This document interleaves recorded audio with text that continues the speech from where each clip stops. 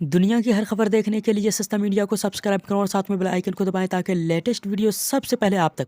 बताइए, ये बिल्कुल क्या सही नहीं है? भारतीय जनता पार्टी की सरकार तो इस 5 साल में आई है उत्तर प्रदेश में। पिछली सन 2012 की सरकार समाजवादी पार्टी की, सन 2007 में सरकार बहुजन समाज पार्टी की, उससे पहले समाजवादी पार्टी की। आप बताओ, 15 साल लगातार इनकी सरकारें रही। 15 साल में मुसलमान जो आज 30% जेल में है, 20% होने के बाद भी 30% जेल में है, कौन जिम्मेदार है उसका जिम्मेदार कौन है? क्या असदुद्दीन ओवैसी साहब जिम्मेदार हैं? क्या मजलिस इत्तेहादुल मुस्लिमीन जिम्मेदार है? यकीन मानिए, जिम्मेदारी अगर किसी पर आयद होती है तो वो समाजवादी पार्टी पर आयद होती है, वो बहुजन समाज पार्टी पर आयद होती है, वो तमाम जिम्मेदारियां कांग्रेस पर आयद होती हैं या उन लीडरों पर आयद होती हैं जो हमारे वोट लेकर इक़्तिदार को हासिल किए और ऐवानों में जाकर सिर्फ अपने बारे में सोचा और अपने घरों को तामीर किया, अपने लोगों को मजबूत किया और अवाम को उसी हाल में छोड़ दिया। लिहाजा मजलिस इत्तेहादुल मुस्लिमीन का मकसद यह है कि आपके जिस इंसान को आप यहां से अपनी मोहब्बत से, अपने इत्तेहाद की बुनियाद पर, अपनी दुआओं की बुनियाद पर और अपने वोट की बुनियाद पर जिस मजलिस इत्तेहादुल मुस्लिमीन के नुमाइंदे को आप कामयाब करके ऐवान असेंबली तक पहुंचाएंगे, यकीन मानिए वो आपकी आवाज उठाएगा, जैसे अख्तरुल इमान साहब उठाते हैं, जैसे वारिस पठान साहब उठाते थे जैसे इम्तियाज जलील साहब उठाते हैं, जैसे क्या कहते हैं हमारे अकायद जनाब अकबरुद्दीन ओवैसी साहब उठाते हैं, या हमारे और एमएलए उठाते हैं, या और हमारे बल्दिया में जो है, हमारे चाहे महाराष्ट्र में है या फिर हैदराबाद में है, ये लोग जो आवाज उठाते हैं, इस तरीके से आवाज उठाकर और आपके बुनियादी मसाइल और आपके हक और हुकूक की बात की जाएगी। आज तक क्या होता है, वहां पर जीत कर जाते हैं। समाजवादी पार्टी बैकवर्ड क्लास के रिजर्वेशन की बात करती है, समाजवादी पार्टी अपने समाज की बात करती है। अखिलेश यादव 18% रिजर्वेशन पर उनकी जुबान पर ताले पड़ जाते हैं। अगर अक्षय यादव से सवाल कर लिया जाए कि अक्षय यादव बताओ, तुम्हारी पार्टी ने, तुम्हारे इख्तियार में तुम्हारे लीडर ने 18% रिजर्वेशन का वादा करके मुसलमानों से सबसे ज्यादा वोट हासिल किया था, तो बताओ 18% रिजर्वेशन क्या है? तो इनकी जुबानों पर ताले पड़ जाते हैं, बकरी की तरह मिन मिन मिन में करना शुरू कर जाते हैं, जुबानों पर ताले होते हैं, कोई जवाब नहीं है। क्या बात है कि हमारी मदद करो, घंटा की मदद करें, किस बात पर तुम्हारी मदद करें, किस चीज के लिए तुम्हारी मदद करें? तुम हमारा वोट हासिल करते हो और जब तुम इक़्तिदार में जाते हो सब कुछ भूल जाते हो। फिर तुम्हें मुजफ्फरनगर नहीं याद रहता, तुम्हें हमारे बच्चों की मौतें याद नहीं रहती, तुम्हें खालिद मुजाहिद याद नहीं रहता, तुम्हें डीएसपी ज़ियाउल हक याद नहीं रहता, उसकी बेवा याद नहीं रहती, तुम्हें साजिदा याद नहीं रहती, तुम्हें अखलाक की बेटी याद नहीं रहती, तुम्हें अखलाक की बीवी याद नहीं रहती, तुम्हें अखलाक का बेटा याद नहीं रहता। कितने नाम गिनाए जाए तुम्हारे सामने। तुम्हें बाबरी मस्जिद की शहादत याद नहीं रहती, तुम्हें वो याद नहीं रहता जिसने पहली बार हथौड़ा मारा और उसे तुम राज्यसभा सांसद तक पहुंचा देते हो। ये तमाम चीजें हैं, ये तमाम चीजें हैं। क्या कल्याण सिंह को लाने वाले अखिलेश यादव नहीं थे? इनके वालिद मोहतरम आपके मुलायम सिंह यादव नहीं थे? क्या कल्याण सिंह के जेर इख्तियार में बाबरी मस्जिद को शहीद नहीं किया गया? अगर यह बात पूछते हैं कि पुरानी बातें क्यों याद कराते हो, पुरानी बातें क्यों, किसकी बात करें फिर? किसकी बात करें? किसकी बात करें? जहां तक भारतीय जनता पार्टी का सवाल है, भारतीय जनता पार्टी और समाजवादी पार्टी दोनों एक सिक्के के दो पहलू हैं। क्यों? क्योंकि दिखा ये रहे हैं कि हमारी टक्कर एक दूसरे से है।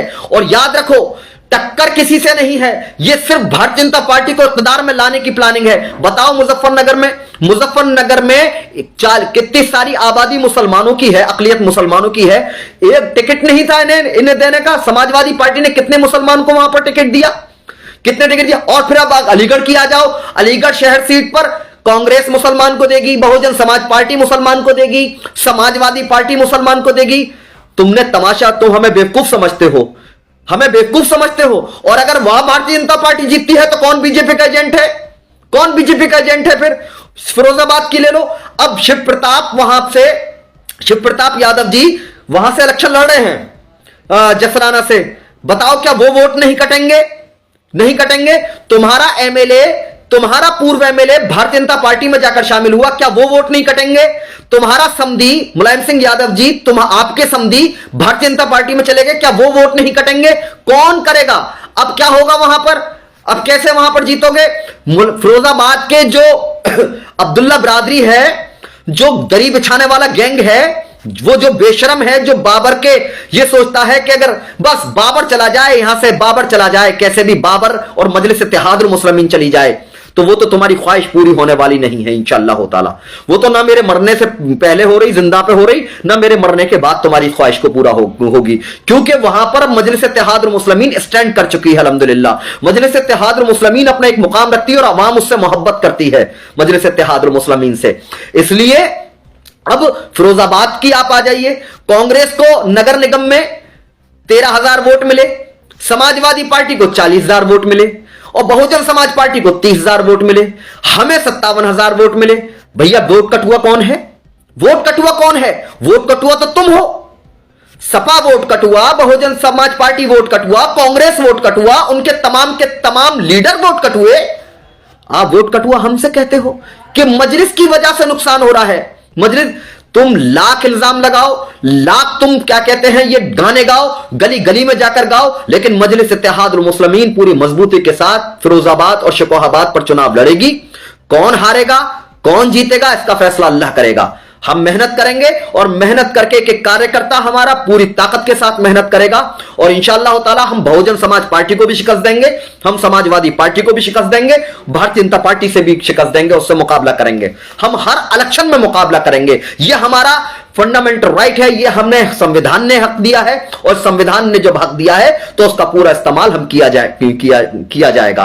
अब 12 अब्दुल्ला आजम साहब से मैं पूछना चाहता हूं। अब्दुल्ला आजम साहब, आप यहां आए और 200% की आपने गारंटी दे दी कि इस बार अखिलेश यादव जी 200% कामयाब होकर आ रहे हैं, चीफ मिनिस्टर बनकर आ रहे हैं। आपको टिकट नहीं मिलता आपके लोगों को। वो बेचारे, मैं अगर ये कहता हूं अखिलेश यादव उत्तर प्रदेश का सबसे बड़ा धोखेबाज अगर कोई लीडर है तो वो अखिलेश यादव है, तो क्यों तकलीफ होती है? क्या खालिद मसूद को धोखा नहीं दिया? क्या कहते हैं जो आपके कांग्रेस के प्रभारी थे उन्हें धोखा नहीं दिया? इसके अलावा यहां पर उन्हें धक्के खाए हमारे पूर्व विधायक जी ने, मेरे लीडर ने आवाज उठाई, आज देखा कि हमने अपना समर्थन दे दिया। अब भैया जिसे धक्के खाने का शौक है, जिसे अपने आप को बेइज्जत कराने का शौक है, तो वो तो ये काम करेगा। अब उसे तो नहीं बदल सकते।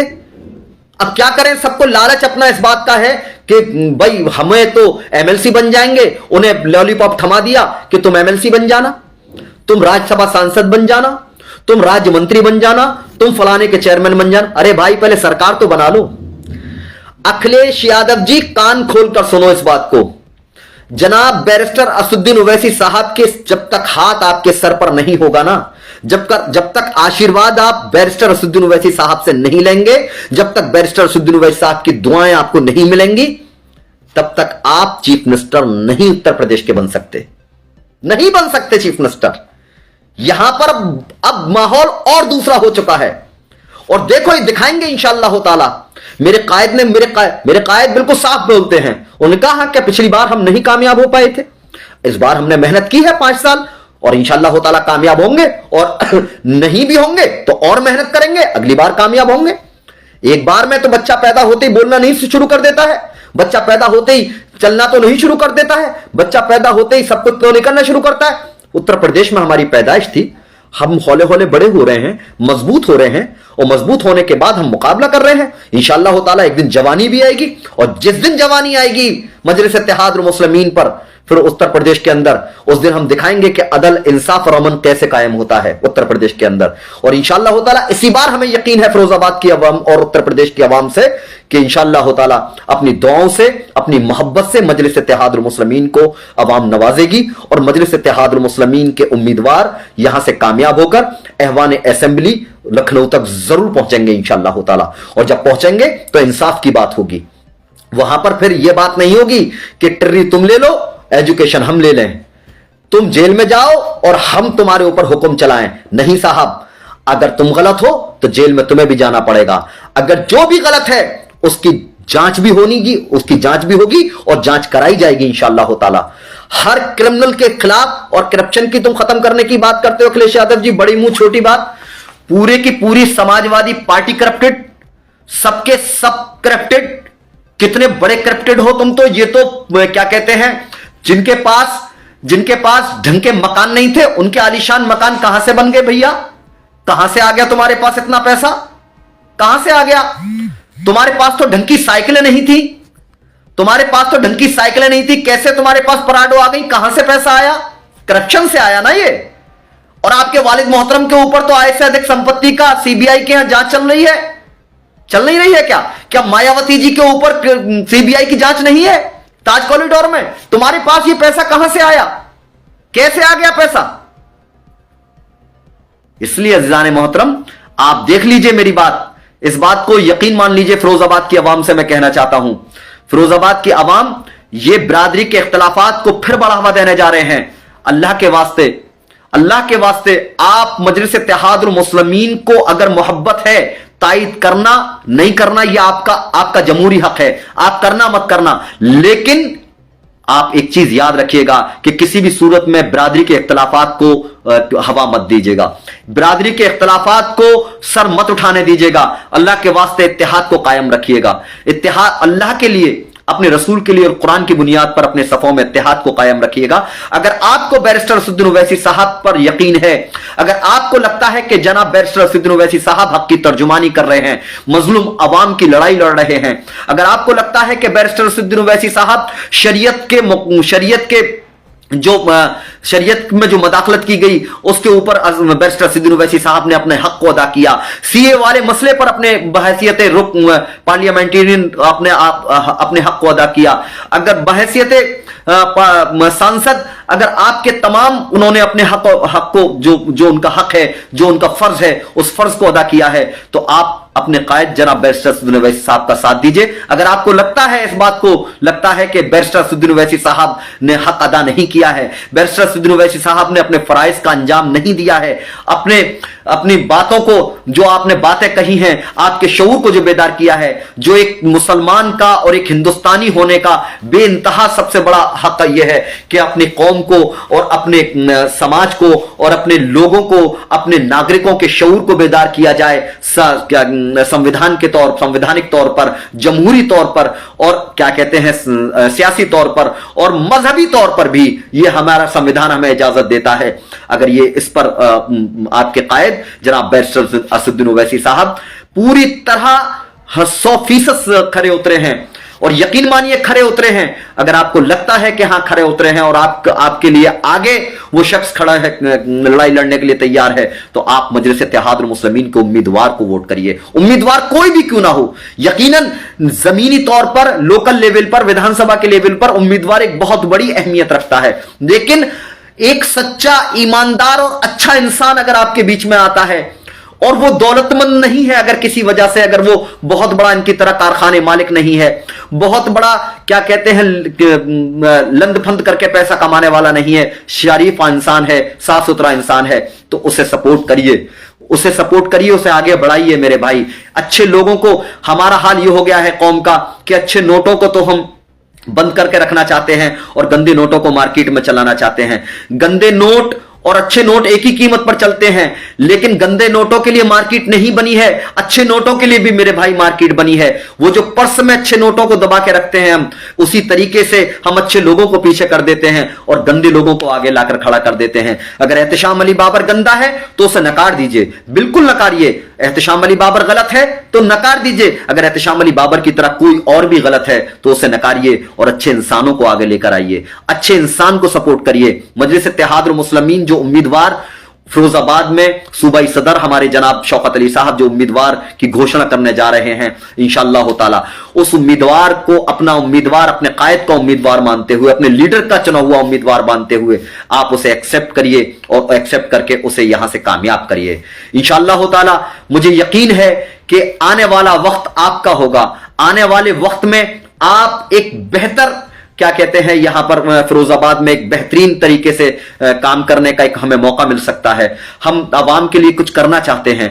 यकीनन गलतियां हुई हैं, शुरुआत थी सियासी तौर पर, हमारे नुमाइंदों से गलती हुई होंगी, हमारे कार्यकर्ताओं से कुछ गलतियां हुई होंगी, हमारे जीते हुए लोगों से कुछ गलतियां हुई होंगी, लेकिन मेरे भाई ये पहली अगर क्या क्या शुरुआत है, पहली शुरुआत में गलती हो जाती है, लेकिन आप देखो कि जिनका पूरे का पूरा जिस्म गंदा भरा हुआ है, जिन्होंने आज तक सिर्फ गलतियां ही गलतियां की हैं, कभी अच्छे काम नहीं किए हैं, हम उन्हें सपोर्ट कर देते हैं। तो अपने भाइयों को माफ करके उनकी खताओं को माफ करके इंशाअल्लाह ताला हम इस बात पर यकीन मानिए कि आने वाले वक्त में हम गलतियों को नहीं दोहराने देंगे। हमारे किसी भाई से हुई है, अगर मुझसे भी हुई है तो मैं भी सजा का हकदार हूं और मैंने सजा पाई है मेरे भाई, आपने भी सजा दी है और अल्लाह भी मुझे उसकी सजा दे चुका है और पता नहीं क्या देगा सजा इंशाअल्लाह ताला। मुझे ये नहीं मालूम कि मुझे क्या सजा मिलेगी, लेकिन हर सजा को मैं कबूल करने के लिए तैयार हूं। लेकिन इस बुनियाद पर मुझे इस बात की पूरा अल्लाह रब्बुल इज्जत पर यकीन है, अल्लाह रब्बुल इज्जत की उस जात पर यकीन है कि अल्लाह रब्बुल इज्जत ने फरमाया है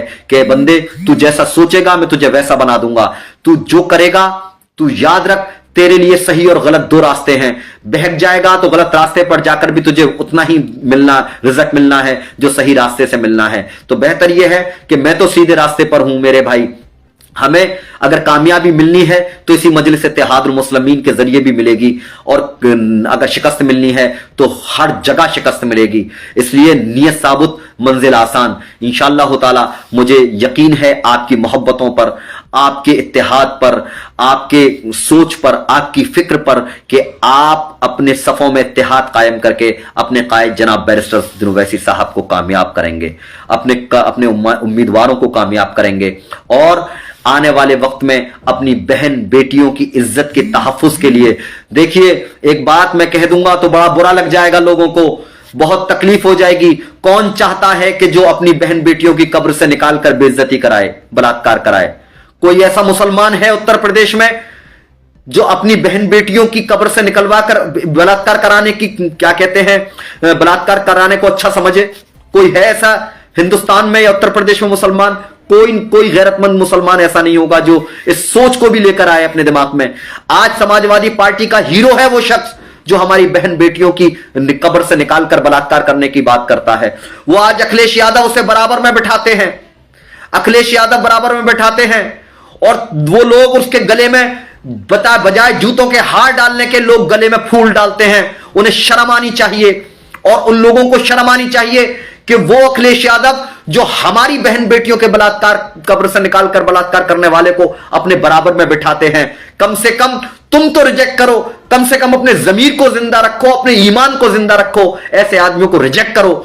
अखिलेश यादव अगर उसे लेकर आए हैं तो तुम्हें उस वक्त एहतजाज करना चाहिए था कि किस नामाकूल इंसान को, किस बदतमीज और जाहिल इंसान को तुमने पार्टी में लिया है, जो शख्स हमारी बहन बेटियों को, मरी हुई बहन बेटियों को, अरे जिंदा तो जिंदा, जो कब्र में चली गई उन बहन बेटियों के बारे में बोलता है। और हम मुसलमान और हमारे लोग वहां जाकर खामोश भीख मांग रहे हैं उस दर से जहां हमारी बहन बेटियों की इज्जत की नीलामी लगाई जा रही है। वो शख्स नीलाम करने वाला जो हमारी बहन बेटियों की इज्जत के साथ खेलने की बात कर रहा है, कब्र में गई हुई, क्यों मरी हुई हमारी बहन बेटियों को बात कर रहा है, खवातीन उम्मत मुस्लिमा की, उसके पास जाकर भीख का कटोरा लेकर खड़े हो तुम लोग, उसे तुम सपोर्ट करने की बात करते हो, तो सीधा सीधा बीजेपी को क्यों नहीं कर देते? तो अखिलेश यादव और योगी आदित्यनाथ में फर्क क्या है? फिर बताओ मुझे, अखिलेश यादव और योगी आदित्यनाथ में कौन सा फर्क पैदा, एक आदमी समाजवादी का खड़ा होकर बताए कि अखिलेश यादव और योगी आदित्यनाथ में यह फर्क है। बताओ, कोई पीछे से वार करता है तो कोई सामने से वार करता है। योगी आदित्यनाथ हार्ड हिंदुत्व लेकर चलते हैं तो क्या कहते हैं, अखिलेश यादव सॉफ्ट हिंदुत्व लेकर चल रहे हैं। कौन सा काम कर रहे हैं? मुसलमानों को बिल्कुल दरकिनार करके रख दिया है। किस मसले पर अखिलेश यादव ने आज तक मुसलमानों की हिमायत की है? कहीं हिमायत का ऐलान नहीं किया है।